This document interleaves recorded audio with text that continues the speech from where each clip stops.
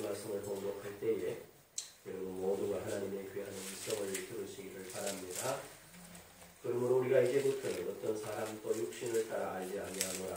지금 우리가 그리스도도 육신을 따라 알았으나 이제부터는 그같이 알지 아니하노라. 누구든지 그런즉 누구든지 그리스도 안에 있으면 새로운 피조물이라. 이전 것은 지나갔으니 보라 새 것이 되었도다. 아멘. 오늘은 우리가 추수감사절 예배로 하나님 앞에 드립니다. 제가 금요일 날부터 어제까지 이렇게 말씀을 준비하면서 추수감사절 참 즐거운 절기다 라고 생각해본 데가 참 오랜만에 있죠. 우리가 2006년도 이곳으로 이사를 왔는데 한 10여 년 만에 제 마음속에 추수감사절 참 즐거운 절기다 라고 하는 마음으로 준비하는 운전도 행원들이나 또 이게 손수 있게 차리고 살아가는 모습을 이렇게 보면서 그래 감사가 이제 깊이 회복이 되는구나. 그리고 우리가 늘 생각에만 머물지 않고 그것들을 우리가 손으로 손수 옮기기 시작하면 하나하나 열매가 되는구나 하는 것이에요. 아마 여러분들 올라오시면서 2층에도 보면 옆집에 문을 이쁘게 갈았고 3층에도 오늘 보면 문을 4개나 해놨는데 보시는 거 모르겠어요. 아이고야 무슨 집 같더라? 문 하나만 바꿔도 무슨 집? 새 집 같더라. 그런 기분이 좀 들으셨어요? 그렇죠. 들어야 됩니다. 제가 이렇게 그런 생각을 하면서 이런 생각을 해요. 문 하나 바꾸었는데도 이 정도 분위기면 참 괜찮겠다 하는 생각을 해봤어요. 그래서 제 생각에는 내년 2016년 5월 5일이 되면 우리가 만 20주년이 되는데 이사할 줄 알고 고까지 이렇게 생각하고 있었는데 문을 고치면서 조금 더 있으려나 1년이라는 시간이 있어 어쩔지는 모르겠지만 제 마음에 그러면서 아주 행복하게 금요일, 어제, 오늘 새벽까지 행복함이 있었어요. 여러분도 그런 행복감이 저어질 수 있기를 바랍니다. 우리가 이 추수감사절을 지키는 걸 보게 되면 이렇게 미국의 이렇게 폼을 본받아가지고 11월 넷째 주 목요일 날로 지키는 걸로 알고 있어요. 그러나 실상은 이 추수감사절이라는 건 그보다 훨씬 더 감사절 기원은 아닙니다. 우리가 아는 대로 세계에 어디 가서 기독교인 이러면 한국만 천주교, 개신교 이러지 다른 나라에 가면 천주교, 개신교 그러지 않아요. 기독교 그러면 다 통칭해서 우리가 캐톨릭이라고 말하는 천주교랑 개신교를 합쳐서 이야기합니다. 그래서 처음 교회가 세워져서 이 절기를 지킬 때 예수님 부활하신 후에 40일이 지나고 나서 약 3일 동안 목요일 성천일로부터 시작해서 약 3일 동안 풍년 기원제라는 것을 교회에서 드렸었어요. 그게 우리가 드리는 이 추수감사절의 교회력의 기원으로 보면 됩니다. 또 하나는 성경에 보게 되면 유대인들이 지키는 명절이 크게 3개가 있습니다. 그건 바로 뭐냐 하면 우리는 보통 6월절 그러죠. 6월절 민족 해방절을 지키고 그 다음에 이들이 나와서 약 49일 동이 지난 후에 봄의 첫 추수를 하는 맥추절 절기가 있어요. 그리고 우리로 말하면 가을입니다. 이네들이 지키는 초막절. 특별히 초막절은 한 해 동안 하나님이 베푸신 모든 곡물들 그리고 모든 양, 그 다음에 소, 뿔 등등 자기들의 소출 가운데서 가장 귀한 것, 좋은 것으로 하나님 앞에 예배드리는 일주간의 기념잔치예요. 그때는 뭐 하느냐? 다 집에서 나와요. 나와가지고 어디로? 들로 나가서 초막을 쳐요. 초막을 치고 거기는 뭘? 누룩 넣지 않는 떡을 먹으면서 우리 선조들이 이렇게 애굽에서 나왔던 것 그리고 강야 여정에서 하나님이 도우셨던 것 그 다음에 하나님이 베푸셨던 은혜를 같이 온 가족이 함께 나누는 이러한 절기가 성서에 있는 초막절과 우리가 지키는 이 추수감사절이 같은 율이라고 보면 됩니다. 그리고 개혁교회 가운데서 특별히 스위스 개혁교회는 이것을 늘 9월달에 지켰습니다. 그리고 영국에서는요, 매월 8월달에 라마스의 날이라 그렇게 해서 이 추수감사절을 지켰었어요. 추수감사절에 버리지 않고 라마스의 날이라 지켰던 그런 규례들이 있습니다. 그리고 특별히 오늘 우리 개신교회들이 지키는 이 추수감사절이라고 하는 것은 말이죠, 1621년에 첫 시작이 됩니다. 여러분이 잘 아시는 대로 영국에서 우리 프로테스탄트라고 하죠, 국교회로부터 이 청교도들이 신앙의 박해를 받습니다. 그래서 사람들이 메이프라우어라고 하는 배를 타고 대서양을 횡단해서 어디로? 신대륙인 아메리카로 갑니다. 가서 1년 동안 열심히 농사를 지었는데요, 농사가 전혀 안 됐어요. 그래 그걸 이렇게 보고 있던 인디언 원주민들이 불쌍하게 생각해서 옥수수 좀 놀아주고 감자도 좀 놀아주고 그래서 농사 지었어요. 그래 농사 짓는데 초보들이 지어서 잘 못 지었겠죠. 그래서 어떤 결과가 왔느냐면 굉장히 어려웠어요. 근데 이 사람들이 그걸 안 먹고 그걸 먹는 일을 우선하지 않고 그 전체를 뭐 했느냐, 자기들이 수확한 그 가운데서 가장 좋은 것들을 가지고 하나님 앞에 감사를 하도록 당시의 행정관이었던 프레드 포드라는 사람이 시작을 합니다. 그게 1621년이에요. 그리고 미국의 초대 대통령이었던 워싱턴 대통령이 1789년 11월 26일 날 이 추수감사절을 국가의 공휴일로 선포하게 됩니다. 그 후에 1941년에 의회에서 11월 넷째 목요일로 결정하고 공휴일로 정하게 됩니다. 그래서 이게 유래라는 것이 꼭 11월 넷째 이런 건 아니에요. 그러니까 우리 한국 교회는 미국의 그런 것들에 따라서 하는데, 그럼 한국 교회는 언제부터 이걸 지켰냐면요, 1908년도 예수교 장로의 제2회 노회 때에 11월 달에 지키자 하고 지켜버렸어요. 그 후에 4년 후인 1912년 조선 예수교 장로의 제1회 총회 때에 음력 10월 4일로 지키기로 결정을 합니다. 그렇게 지켰었어요. 그러다가 1914년도 11월 둘째 주로 지키자 한 이유가 있어요. 왜냐하면 선교사가 우리나라에 처음 발을 들였던 때가 11월 둘째 주일이었어요. 그래서 지키자 이렇게 했습니다. 그러다가 다시 1921년도에 장로교와 감리교가 연합해서 11월 둘째 주일로 추수감사를 지키자는 겁니다.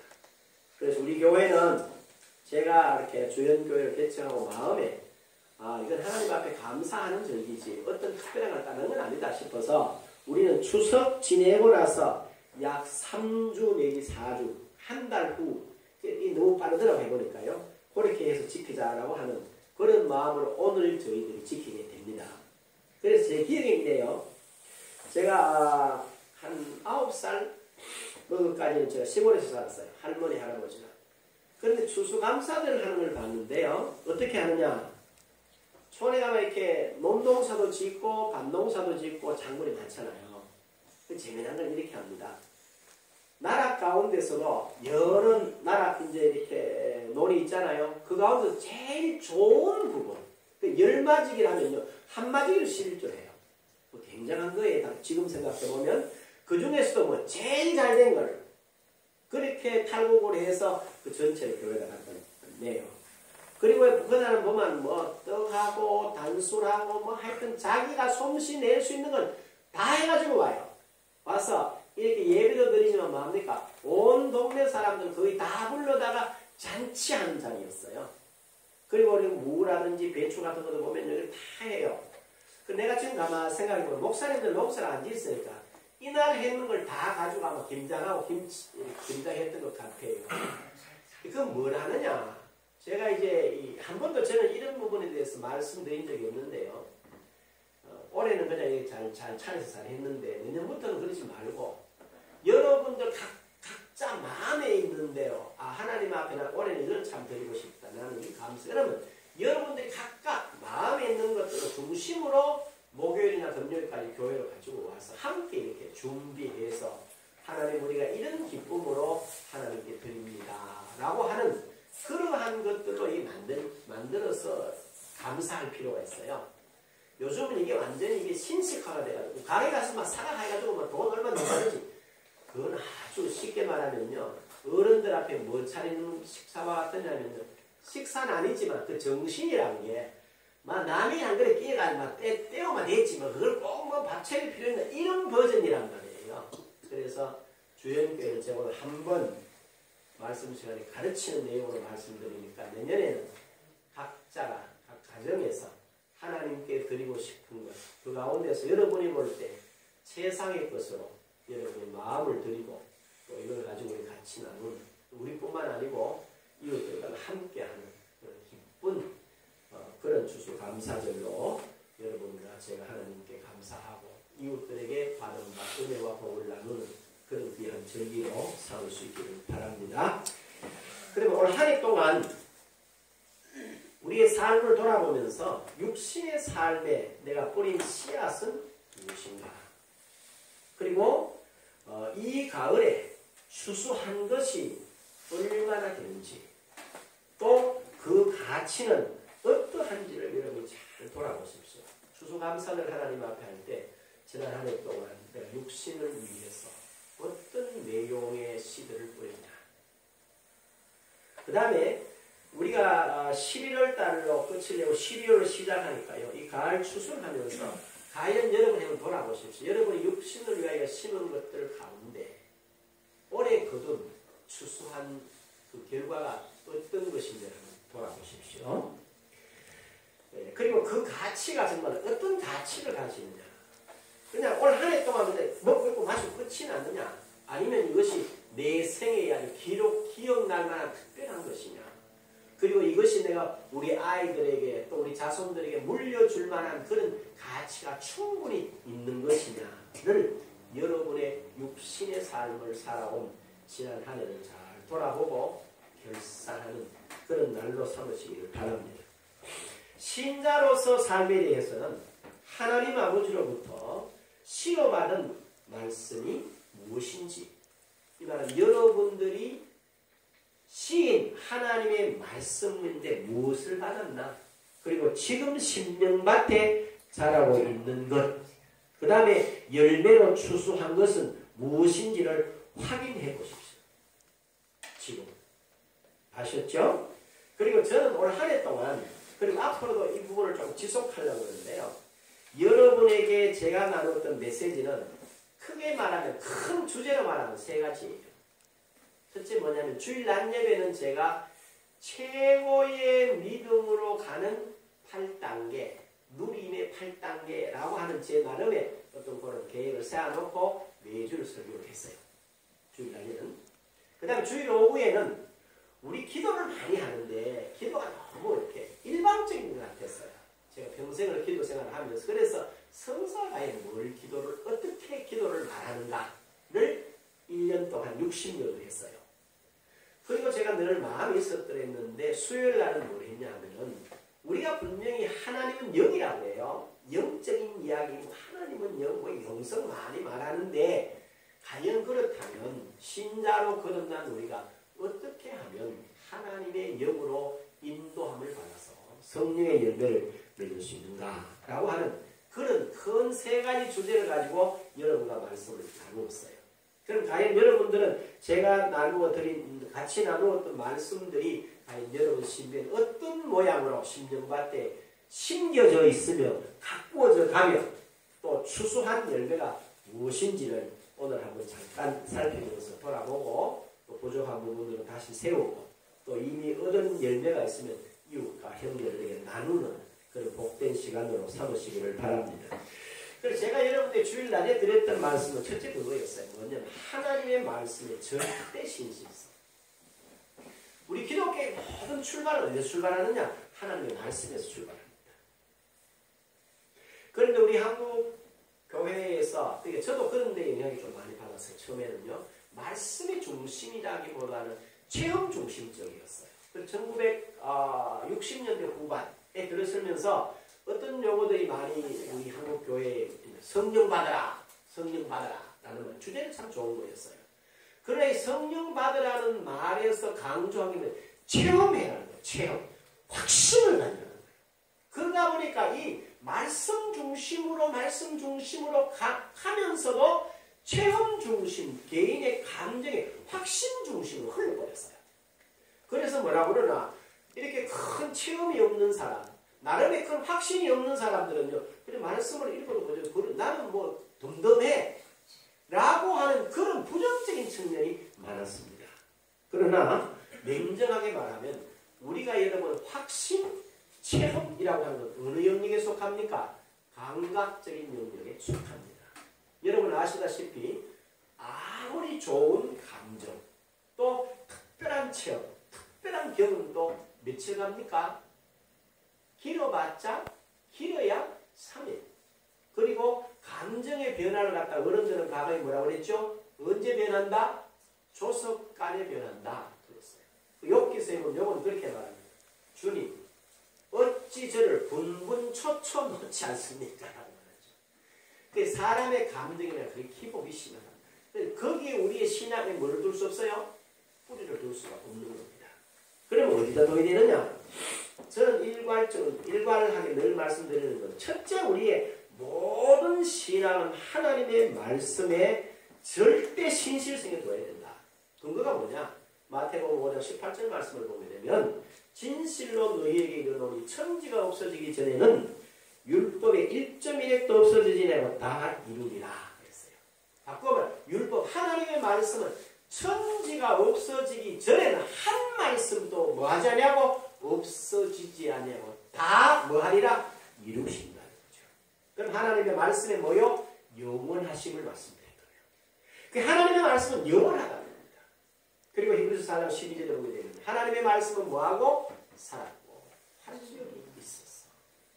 좌우의 날선 어떤 금보다 예리해서 혼과 영과 간절과 및 골수를 찔러 쪼개며 마음과 그 생각을 판단한다.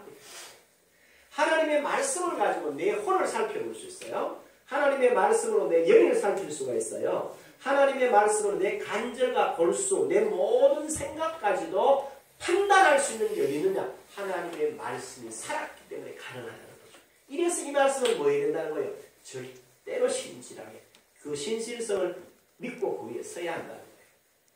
그 다음에는 베드로전서 1장 23절에 보면은 우리가 거듭난 것은 썩어질 씨로 된 것이 아니요 썩지 아니할 씨로 된 것이니 살아있고 항상 있는 무슨 말씀으로? 하나님의 말씀으로. 이 말씀은 영원하다. 썩지 않는다. 항상 있는 말씀이고 우리가 그것으로 말미암아 뭐 했다는 거예요? 거듭난 걸 확인하셨다는 거죠. 그 외에는 다른 것을 가지고 우리의 신앙의 기준을 삼는 건 아주 잘못된 겁니다. 그래서 사람은 자기의 어떤 표현이나 감정이나 느낌을 가지고 자꾸 신앙을 확인하면 그건 제거 빵점이에요. 그래서 뭐로? 하나님의 말씀으로 있어야 한다라는 것이에요. 두 번째는 뭐냐면 속량의 가치. 하나님께서 저와 여러분들을 갖추고 사셨다는 거죠. 그 가치를 실제로 깨달아야 되는데 그걸 아는 분들이 별로 없어요. 여러분 이사야 53장 4절에 보면 이런 표현이 있죠. 그는 실로 우리의 질고를 지고 우리의 슬픔을 당하였거늘 우리는 생각하기를 그는 하나님께 맞으며 징벌을 당한다 하였노라. 그가 찔림은 우리의 허물 때문이요 그가 상함은 우리의 죄악 때문이라. 저가 징계를 받음으로 우리가 평안을 누리고 저가 채찍에 맞음으로 우리가 나음을 얻었도다. 하나님께서 우리 무리의 재앙을 그에게 뭐 하셨도다? 담당시키셨도다. 하나님께서 저와 여러분의 어떤 그런 공동과 전혀 상관이 하나님께서 우리 모든 인류의 죄악과 질고를 누구에게 담당시켰어요? 예수 그리스도께 담당시켰다. 예수께. 그러므로 해서 우리는 뭡니까? 하나님께서 아들 예수께 우리의 모든 죄와 허물을 담당시키시고 저와 여러분을 보고 뭐라고 그랬어요? 죄 있다고 그랬어요? 죄 없다고 그랬어요? 죄 없다라고 했어요. 이게 속량이라 값을 지불했다는 거예요. 하나님이 담당시키셨다. 그래서 마태복음 20장 28절에 보게 되면 인자가 온 것은 섬김을 받으려 함이 아니요 도리어 섬기려 하고 자기 목숨을 많은 사람에 뭐로 주려고 왔다? 대속물로 주러 왔다. 대신 속죄의 제물이 되기 위해서 왔다. 네가 죽어야 될 자리, 내가 죽고 네가 병들어야 될 자리, 내가 병들고 네가 가난해야 될 자리, 내가 가난해지고 네가 받아야 될 저주를 누가 받았다? 예수께서 대신 받으셨다는 거예요. 그게 대속물이 되셨다는 겁니다. 그 다음에 갈라디아서 3장 13절에 보면 그리스도께서 우리를 위하여 율법의 저주를 받은 바 되사라고 말했어요. 우리가 받아야 될 율법의 저주를 누가 받았다? 그리스도가 대신 받았다. 기록된 바 나무에 달린 자마다 저주 아래 있는 자라고 했어요. 분명히 저와 여러분들은 말이죠. 모든 죄로부터, 사망의 권세로부터, 모든 율법의 저주로부터 누가? 하나님이 자기 생명보다 더 귀한 아들을 뭐 주고? 값을 주고 저와 여러분을 사셨어요.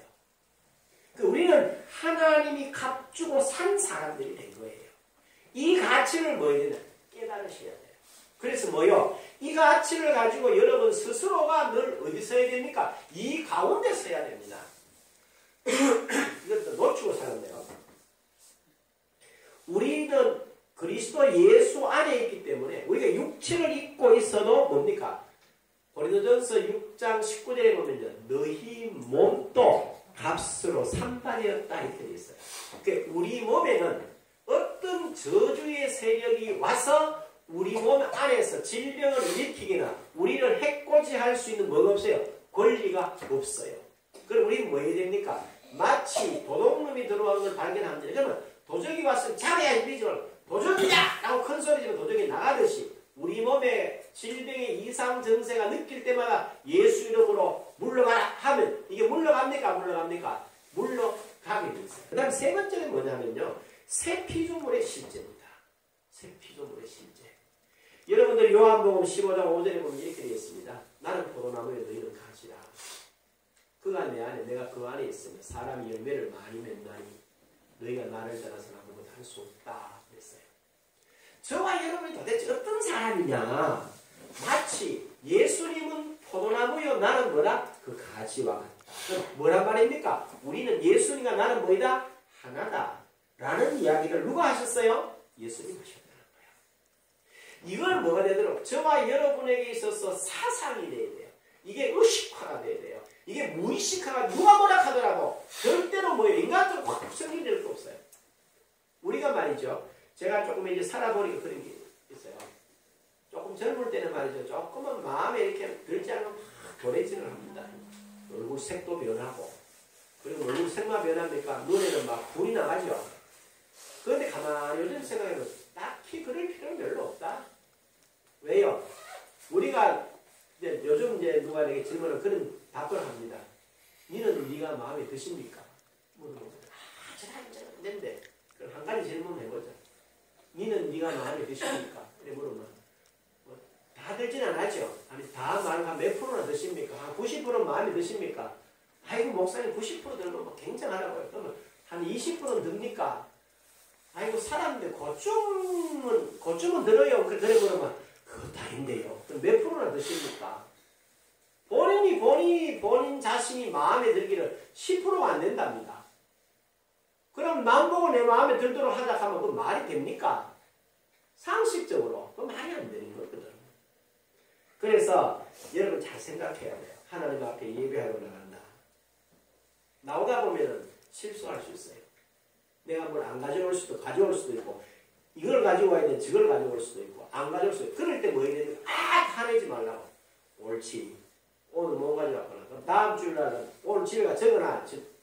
메모지 하는데 주일날 교회 갈 때 꼭 넥타이는 빨간색 안 매고 양복하고 잘 어울리는 거 맨다. 적어놨다가 다음날 아침에 토요일날 아예 넥타이를 내가 걸어놔야 돼.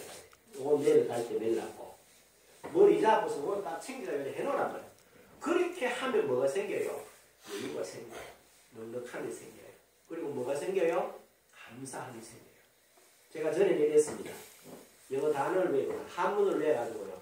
한 몇 분 외웠는데도 안 외워지만 있죠. 아니 이 머리가 이게 빠가야 뭐야 하고 내 스스로 막 자학을 했어요. 근데 요즘은 안 그럽니다. 옳지. 예를 들어 핵이 하나 한 번 더 써보면 핵을 더 찍을 수도 있고 잘못 찍을 수도 있고 치 찍고 내리 찍고 다르더라고. 그렇죠? 그러면 잘못 찍을 수 있어요. 그러면 전에는 그래 하면요. 아이고 짱구야 이렇게 말했어요. 지금은 아니다. 한 번 더 쓰면 순서를 다시 한번 익히고 이 사람들 글을 쓸 때 이런 그런 의미도 생각을 하고 그러니까 이게 뭐가 되는 거예요? 내게 어떠한 하나라도 유익이 되더라는 것이요. 그렇게 뭐 하라는 거예요? 여러분 스스로가 가치를 알고 뭐 해라? 그걸 가지라는 거예요. 그래서 이 본문을 잘 음미해 보십시오. 예수께서 말씀하시기를 나는 포도나무요 너희는 무엇이라? 가지라. 그럼 나와 주님이 하나라는 거잖아. 여러분 세상에 말이죠. 우리가 신앙하는 신앙의 대상되는 그 대상자께서 직접 말씀하시기를 너와 나는 하나다. 이런 법이 이런 내용이 있어요. 말이 안 되는 거죠. 그런데 성서는 그렇게 우리를 축복하셨어요. 그리고 그건 주님이 이 땅에 계실 때 말한 게 아니야. 부활하셨잖아요. 그래 놓고는 사도행전 9장 4절과 5절에 보면요. 다메섹으로 가는 사울에게 나타나서 하신 말씀이 뭡니다. 사울아 사울아 네가 어찌하여 나를 박해하느냐. 그때 사울이 질문한 주여 누구십니까? 나는 네가 박해하는 예수라. 사울은 한 번도 예수를 박해한 적이 없어요. 누구? 예수 믿는 사람을 박해했어요. 그런데 주님은 나타나셔서 사울에게 뭐라고 그랬나? 네가 왜 나를 박해하느냐는 겁니다. 오늘 많은 그리스도인들 이걸 아셔야 됩니다. 부활 성천하셔서 하나님 보좌 우편에 계신 그분은 오늘 예수 믿는 우리 모두를 누구같이 본다? 자기 자신같이 본다는 사실이에요. 이 사실 위에 여러분을 세우셔야 합니다. 그리고 오늘 본문 17절에 보잖아요. 그런즉 누구든지 그리스도 안에 있으면 뭐가 됐어요? 이전 것은 지나갔으니 뭐가 되었다? 보라, 새 것이 되었다. 이 말은 뭡니까? 요한복음 15장 5절, 사도행전 9장 4절, 6절 말씀을 그대로 보자. 우리 자신이 뭐란 말이에요? 새 것이란 말이에요. 새 피조물. 항상 우리는 어떤 일을 하더라도 내 자신이 그 상태에서 나를 봐야 돼요. 그래서 나에게서 출발하는 것이 아니고 새로운 피조물이 된 예수님은 포도나무에 나는 가지. 네가 왜 나를 박해하느냐는 나가 바로 예수 자신으로 보는 그 가운데서 누구를 보라는 거예요? 자기 자신을 봐야 됩니다. 알아들으셨어요? 그래야지만이 여러분의 신앙의 삶이 정상적으로 가요. 안 그러면 다 종교에 빠져요. 그 다음 네 번째 뭘 말했냐면요. 하나님과의 교제를 말합니다. 저와 여러분이 하나님과 깊은 교제를 해야 돼요. 어떻게 교제를 할 것이냐? 간단해요. 요수아서 1장 8절이나 시편 1편 2절을 보게 되면요. 복 있는 사람은 악인의 길을 쫓지 않아요. 죄인의 길을 쓰지 않아요. 오만한 자의 자리에 앉지 않습니다. 뭐 한다고 그랬어요? 오직 여호와의 율법을 즐거워하여 그 율법을 주야로 만다 묵상하는 자. 바꾸어 설명하면 하나님이 주신 말씀을 내가 주야로 계속 그 말씀을 묵상하면서 그 말씀을 따라가 보는 거예요. 그러면 뭐가? 하나님께서 저와 여러분의 그 말씀을 통해서 성령을 통해서 반드시 뭐 하세요? 말씀하세요. 그 음성 듣고 그 길 따라가셔야 돼요. 그렇게 되면 흐트러질 수가 없어요. 한 가지 오늘 오해 말씀드리고 잠깐 말씀드리면 어제 아침이에요. 새벽에 이렇게 나가는데 이렇게 말합니다. 늘 제 마음에 기도가 뭡니까? 하나님 오늘도 성령으로 충만하고 이렇게 말합니다. 그러면서도 제 마음에 육체를 입고 살잖아요. 그러니까 이건 아니고 이런 생각할 때가 많아요. 그럼 이렇습니다. 어제 아침에 침대에서 턱 일어났는데 이럽니다. 내 말이 네 안에 거하니 내가 너와 함께 있음을 알아라. 이러시는 거예요. 마음에 영적으로 그런 음성을 주세요. 감사의 명심. 맞다. 이게 뭡니까? 바로 요한복음 15장 7절을 확인시켜주는 거예요. 그러면서 마음에 이런 마음을 주세요. 네 마음밭에 내가 지금 하는 이 말, 내 말이 네 마음에 있으니 내가 너와 함께 있고 네가 내 안에 있다. 씨가 많이 뿌렸든지 적게 뿌렸든지 네 안에 있는 걸 붙잡고 주장하면 내가 그 일을 이루시는 거예요. 원했죠. 야, 몰랐다. 이런 감사가 어디 있나 이런 생각을 하는 거예요. 그래서 저와 여러분도 그렇습니다. 여러분 생각해보면 이렇게 생각하면 돼요. 우리가 사랑하는 사람으로부터 편지를 받거나 지금 편지하는 일이 잘 없어서 좀 그래요. 옛날에 편지를 많이 했습니다. 그런데 편지를 보고 늘 읽잖아요. 읽으면 뭘 알 수 있어요? 그 사람의 마음, 그 사람의 생각, 그 사람이 지금 나를 생각하는 알 수 있잖아요. 그와 같이 우리 하나님 말씀을 읽다 보면요, 그거는 연애 편지라고 자꾸 읽으면 그렇게 감이 오는데 하나님의 말씀을 앞에 말하면 뭐요? 살았고 활력이 있고 지금 역사하기 때문에 여러분이 이 말씀을 묵상하면 여러분이 하나님과 교제한다는 걸 깨닫게 돼요. 성령이 어떻게 역사한다는 깨달음이 와요. 그러면 전혀 다른 이미지의 여러분 자신을 발견한대요. 바로 이런 부분을 제가 늘 가르쳤습니다. 그 다음에 5번째는 우리가 그리스도 예수 안에서 새 피조물 된 우리에게 주신 권세가 도대체 어떤 거냐는 거죠. 그 권세를 제가 여러분에게 늘 예수 이름으로 라고 하는 것을 가르치는 건 다름 아닙니다. 요한복음 14장 13, 14절에 보면요. 너희가 내 이름으로 무엇을 구하든지 누가 행하리라? 내가 행하리라. 우리가 예수님하고 부르고 그분 주님 이렇게 해주세요 라고 말하면 주님이 직접 행하신대요. 거기에 우리의 해석이 필요가 없어. 14절에 이렇게 말합니다. 너희가 내 이름으로 내게 너희가 구하면 내가 행한다는 거야. 예수님의 이름으로 우리가 그분께 구하고 그를 부르면 그분이 저와 여러분을 위해서 행하신다는 사실 위에 우리 자신을 굳게 세우시기를 바랍니다. 그리고 요한복음 16장 24절에 그러잖아요. 내 이름으로 지금까지는 안 그래. 구하라. 그리하면 뭐하리라? 받으리라. 너희 기쁨이 뭐하리라? 충만하리라. 주님께서 직접 내 이름으로 구해라. 받는다. 기쁨이 충만하다. 이렇게 말하고. 그 다음에 마가복음 16장 17절에 믿는 자에게는 이런 표적이 있다라니 그들이 내 이름으로 귀신을 쫓아내며 새 방언을 말하며 또 뱀을 집어 들어 올리며 무슨 독을 마실지 해를 받지 않으며 병든 자에게 손을 얻으며 나으리라. 이건 누가? 믿는 저와 여러분이 이 땅을 살아가면서 승리할 수밖에 없도록 주신 거란 말이에요. 권세란 말이에요. 이걸 여러분들이 듣고 흘리지 말고 실제로 활용하는 거예요. 그래서 빌립보서 2장 9절에 이렇게 말합니다. 이름으로 하나님이 그를 지극히 못해요. 모든 이름 위에 뛰어나게 하죠. 뭐요? 하늘에 있는 자들과 땅에 있는 자들과 땅 아래 있는 자들로 누구 이름 앞에? 예수의 이름 앞에 무릎 꿇게 하시고 예수 이름 부르면 하늘에 있는 존재나 땅에 있는 존재나 모든 유무형의 존재가 복종할 줄로 믿으시기를 바랍니다. 이게 우리 권세. 그리고는 6번째 그랬죠. 뭘 말했냐면요. 하나님이 말씀하는 의를 잘 알아라. 우리는 의 그러면 선하게 살고 착하게 도덕적인 삶을 생각하는데 성경에서 말하는 건 그게 아닙니다. 예를 들어서 이런 거예요. 로마서 4장 17절에서 22절을 보면요. 하나님이 아브라함에게 나타나셨어요. 이렇게 말합니다. 네가 많은 민족의 조상이 되리라 그랬어요.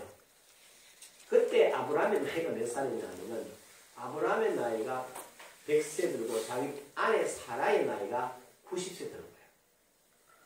여러분 100세 된 사람에게 나타나서 아들 이스마엘 하나 있는데 네 아내 사라에게서 나는 아들을 통해서 많은 민족의 조상이 되게 하리라. 그렇게 하면 그 말을 들으면 웃었겠어요? 아멘 하겠어요? 누가 들어도 그건 웃음을 보이지. 그런데 성경은 이렇게 말합니다. 아브라함이 100세나 되어 자기 몸이 죽은 것 같고 사라의 태가 죽은 것 같음을 알고도 믿음이 없어서 하나님의 막성의 말씀을 의심치 아니하고 믿음 가운데 굳게 서서 약속하신 것을 이루실 줄 뭐했노라? 확신했다. 그랬더니 성경은 뭐야? 이를 그의 의를 해주셨다. 이를 그의 의를 해주셨다. 뭐를? 하나님은 내가 100세가 되고 우리 아내가 90세가 되지만 하나님은 하실 수 있다 라고 하는 하나님이 하시는 일에 대하여 믿었더니 하나님이 그걸 뭐로 여겼더라? 의로 여겼더라. 그래서 기독교에서 말하는 의는 뭐냐? 하나님이 우리를 위하여 행하신 일과 행하시고 있는 일과 장차 행하실 일을 받아들이는 것이 기독교의 뭐이다? 의라는 사실입니다. 알아들으셨죠? 그래서 의는 열매라고 그러지 않아요. 여러분이 아는 대로 로마서 5장 17절에 의의 뭐라? 선물이라. 의는 하나님으로부터 우리에게 주어진 선물입니다. 뭘? 하나님의 역사를 믿는 자들에게. 끝으로 7번째 제가 뭘 말해요? 성령에 대한 말씀을 여러분에게 드려드렸어요. 성령이 누구냐? 바로 창조주 하나님의 이름이시다. 성부와 성자와 성령 삼위일체 하나님은 모든 일에 뭐 하셨어요? 같이 계셨어요. 과거에 또 현재에 미래로 같이 계신다. 그 성령께서 지금 어디 계신단 말이에요? 내 안에 계시는데 언제까지 계시려고? 영원히 계신다. 진리의 영으로 오실 때요. 그 다음에 뭐라고 했습니까? 주님께서 이 땅에서 말한 모든 가르친 걸 깨닫게 하고 생각나게 하신다는 말씀이에요. 그 다음에 뭐라고 하셨나? 그분은 우리 속에 뭐요? 하나님이 원래 주셨던 그 모든 것들에 대해서 깨닫고 또 우리 그 길로 가도록 인도해 주시는 역할을 한다. 그리고 하나님의 모든 권능의 실제이시다. 이렇게 성령이 그런 분이라고 말씀드렸어요. 그리고 8번째는 그겁니다. 회복된 여러분을 아셔야 된다. 회복이란 게 뭐냐 하면요. 이런 이야기입니다. 여러분 창세기 1장 26절에서 28절을 보면 그 하나님이 사람을 지어서 이렇게 말하죠. 생육하고 번성하고 정복하고 충만하고 뭐하라? 다스려라. 모든 피조물을 다스리는 통치 권한을 누구에게? 사람에게 줬어요. 사람에게. 그렇죠? 그런데 이게 어디 와서 우리가 외우는 대로 에베소 1장 22절 23절에 보면 예수 그리스도께서 만물 위에 있고 만물을 다스리시고 만물 가운데 충만히 계신다. 그래서 저와 여러분들은 뭐로? 이 땅에 그리스도를 대신하는 통치자로 세움을 받았다는 겁니다. 그리고 저와 여러분은 통치자이기 때문에 어떤 무엇에게도 지배를 받아서는 안 돼. 왕이기 때문에. 그 회복을 누리는 내용을 말씀드렸어요. 그래서 오늘 본문에 그렇게 말합니다.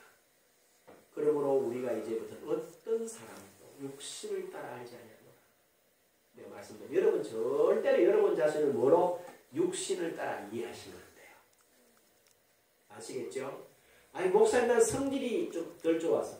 여러분 덜 좋은 성질은 십자가에서 우리 주님이 해결하셨어요. 아이고 나는 목사님 이런 일이 약하고 부족해서. 여러분의 약하고 부족한 모든 부분도 주님이 십자가에서 해결하셨어요. 그래야 뭐요? 그리스도 예수 안에서 여러분을 새로운 사람으로 만들어 놨어요. 그 자신으로 여러분 보시기 바랍니다. 그래서 바울이 이렇게 말합니다. 우리가 이제부터는 그리스도도 그같이 알지 않냐고요. 왜요? 전에는 바울을 이런 생각했어요. 메시아 오시면 다윗처럼 모든 나라를 지배하고 자기들이 이렇게 왕이 될 줄로 중동에. 그런데 잡히더라고요. 그게 아니거든. 그래서 뭐라 그래요? 에베소 3장 11절에 이렇게 말합니다. 이제 교회로 말미암아. 이제는 교회로 말미암아. 하늘에 있는 통치자들과 권세들에게 하나님의 각종 지혜를 알게 하려 하십니다. 곧 영원하신 우리 주 예수 그리스도 안에서 예정하신 것인데 예정하신 뜻대로 이루실 것이라. 그래서 하나님이 저와 여러분 교회를 들어서 온 우주에다가 하나님의 각종 지혜를 나타내는 일에 우리를 쓰신다는 걸 바울이 깨닫고 그리스도도 유대인 그리스도만 아닌 우주적인 그리스도를 설명하게 된 거예요. 이게 바로 누구란 말입니까? 그분을 대신해서 저와 여러분이 이 땅에서 감당한다는 거예요. 이 실제를 여러분이 깨닫으셔야 돼요. 내가 그런 사람이다. 그래서 뭡니까? 그리스도 안에서 여러분 자신을 보십시오. 그리스도 안에서 여러분이 누구이신가를 아셔야 됩니다. 그러려고 하면 그리스도가 누구인지 알아야 돼요. 그리스도가 뭐 하신 분입니까? 보세요. 나의 죄의 저주를 해결하신 분입니다. 나의 모든 질병의 저주를 해결하신 분입니다. 사망의 문제를 해결하신 분입니다. 하나님과 영원히 단절된 문제를 해결하신 분입니다. 그리고 죽음 가운데서 부활하셔서 저와 여러분을 그 모든 얽매임에서 자유케 하신 분이 바로 누구요? 그리스도 예수십니다. 그래서 여러분들이 예수 그리스도를 부르면 그분이 행하신 모든 일이 여러분의 삶에 직접적으로 역사한다는 사실을 믿고 그 위에 서시기를 바랍니다. 그래서 그리스도 안에서 신자된 여러분 자신에게 준 것을 가지고 새 사람으로서 거듭난 사람으로서 말마다 일마다 우리 주님의 이름을 잘 조정해서 늘 승리의 삶을 살아가는 저와 여러분 일상이 되시기를 주님 이름으로 다시 한번 축복합니다. 기도하죠. 귀하신 아버지 하나님 은총을 감사드립니다. 우리가 오늘 추수감사절 예배를 드리면서 지난 한 해 동안 우리가 무엇을 육신으로 심었으며 말씀으로 심었는지를 확인하고 그것이 내 심는 밭에 지금 심겨져서 가꾸어지고 있는 것, 자라고 있는 것, 추수한 것들, 또 미래의 비전들 다시 한번 확인하며 그리스도 안에서 새 사람 된 복된 여정을 당당하게 걸어가게 하심을 감사드립니다. 구주 예수님의 이름으로 기도합니다. 아멘. 우리가 일어나셔서 찬송가 311장 하나님